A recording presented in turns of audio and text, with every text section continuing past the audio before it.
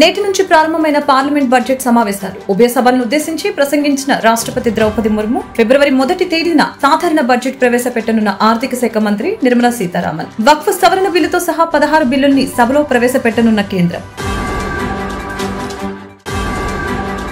One nation one election దిశగా అడుగులు parliament ప్రసంగంలో వెల్లడించిన రాష్ట్రపతి ద్రౌపది ముర్ము దేశాభివృద్ధి కోసం పలు కీలక నిర్ణయాలు. త్వరలోనే భారతదేశం 3వ అతిపెద్ద ఆర్థిక వ్యవస్థగా మారుతుందన్న రాష్ట్రపతి.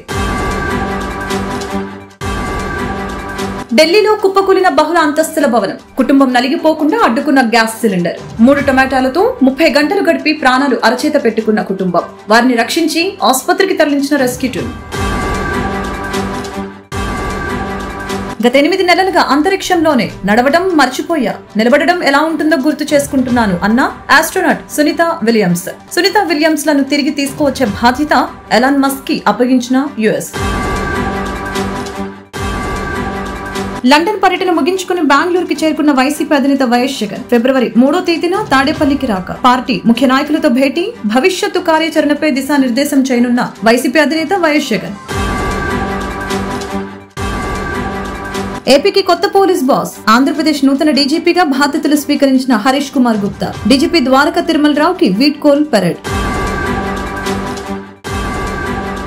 గుంటూరు మున్సిపల్ కార్పొరేషన్ లో హాట్ గా క్యాంపు రాజకీయాలు. మేయర్ కుర్చీపై కన్నేసిన కూటమి. ఫిబ్రవరి 3వ తేదీన స్టాండింగ్ కమిటీ ఎన్నికలు. తమ పార్టీ కార్పొరేటర్లు టీడీపీలో చేరుతూ ఉండటంతో వైసీపీ అలర్ట్.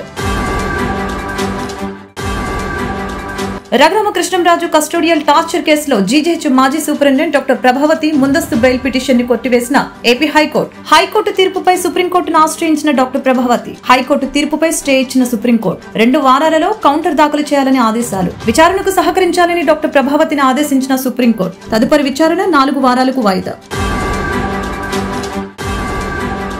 ఏపీలోని పశ్చిమ గోదావరి జిల్లా తణుకులో విషాద ఘటన. తుపాకీతో కాల్చుకుని ఆత్మహత్యకు పాల్పడిన ఎస్ఐ ఏజీఎస్ మూర్తి సమాచారం తెలిసిన వెంటనే ఘటనా స్థలానికి చేరుకుని దర్యాప్తు చేపట్టిన పోలీసులు. నేడు ఇండియా వర్సెస్ ఇంగ్లాండ్ 4వ T20 2-1తో ముందంజలో ఉన్న టీమిండియా నేడు మ్యాచ్ గెలిస్తే సిరీస్ గెలిచినట్లే.